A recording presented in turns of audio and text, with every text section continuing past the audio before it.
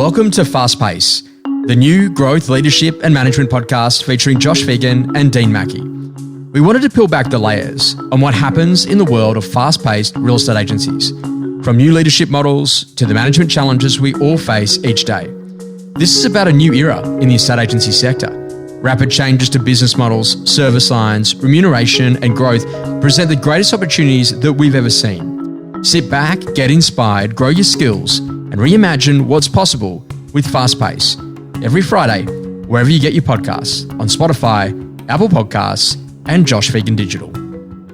Getting buy-in with new leaders is a really important part of any business. Dean, we've seen you have a lot of new leaders in your business as you've continued to grow it over time. You've seen a lot of different things that have worked and haven't. What's really important to get buy-in in any business? And then how do we make sure that we get buy-in specifically with new leaders that are either coming into the business or people that are literally jumping up into a new role inside of the established business? Thanks, Josh. I think firstly, when it comes to new leaders, buy-in, I'm often focusing on that before they get in the business. I shouldn't have to be trying to get buy-in once they get there. So making sure you're clear on your why, around what it is that you stand for and what it is you're looking for in a leader, and the qualities, and making sure that you've got aligned values and that they just sort of get what you're doing and why you're doing it. So I think if that's a starting point.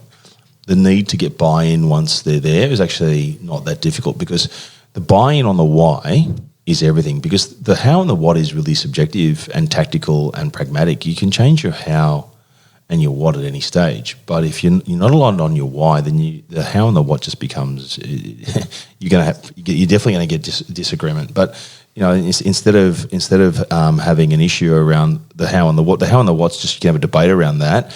But ultimately, if everyone's working towards the why, then that's what you should be focusing on. So for me, it's about making sure a leader, either coming through the business or alternatively someone coming into the business, gets why your organisation and why your office, your business has chosen a particular strategy, right, and how it aligns to the vision and goals of the business, and also importantly the culture, because the leaders have such a massive impact upon culture. It's incredible. So let me give you an example, right? Like right now, well-being is quite a big important topic, and I think it's always been an important topic, but often swept under the carpet. And I think high performance and people's the attractiveness of your business and the culture of your business, the way people behave in their personal lives, and all that stuff is often connected to how they are from a well-being perspective. And well-being covers a whole bunch of different areas.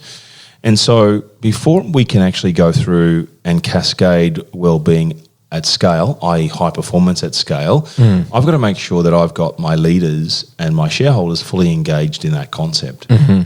And so to take them on that journey around education and the why of that and what that means for them, and connecting back to their why and saying, how do we actually help you?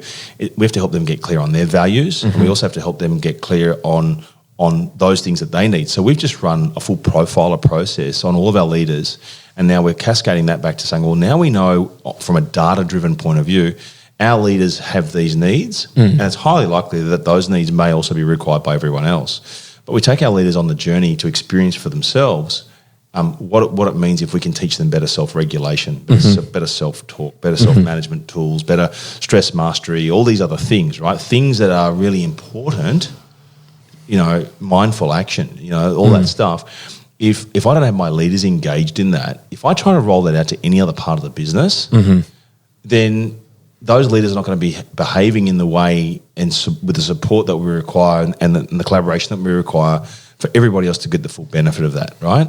So you've really got to get clear on all of those things and involve the leaders in the process, and so that they understand the strategy. If that makes sense. Of course it does. It makes me think of this one thing. Well, it just means otherwise, if you don't have your leaders engaged, then you just don't get the implementation you need. There are a group of people in the world that wake up every day with the goal to eat as much as they can in order to be able to stay competitive in what they do. Name the profession.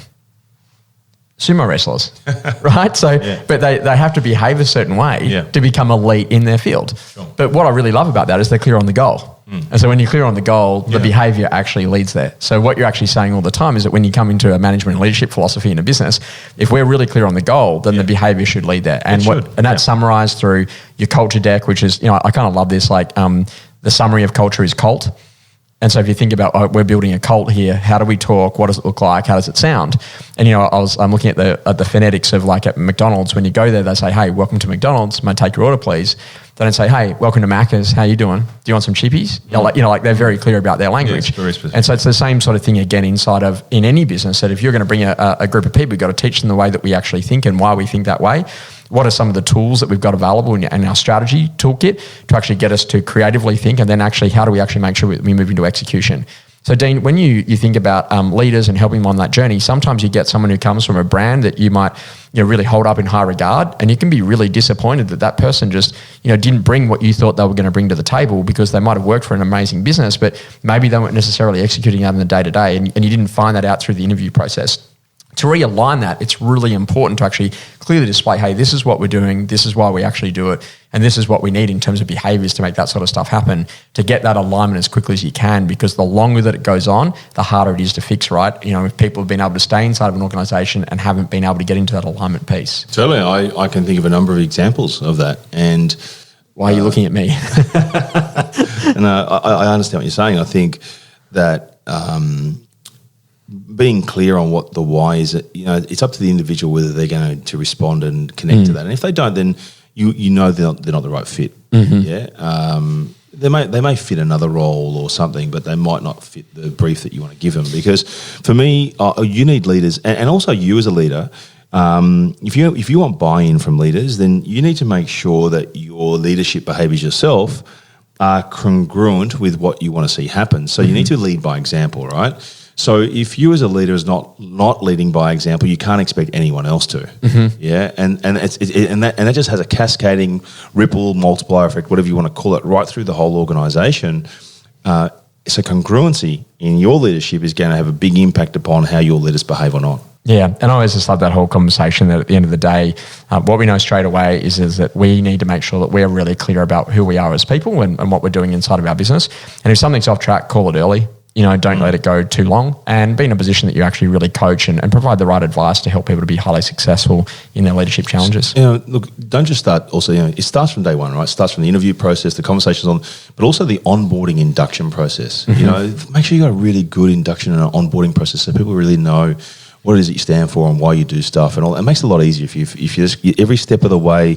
Again, it's about congruency all the way through your business. And don't be afraid in the right environments to also test and assess. I think we get a lot of people that are what I call noddies. So they always nod all the time. They say, yep, I know that. But when it actually comes to real execution, they don't really understand it to be able to get that execution right. So they've got to be able to explain to you why we're doing this and how it works so that they can demonstrate that they actually really get what we're trying to achieve as a business. Spot on.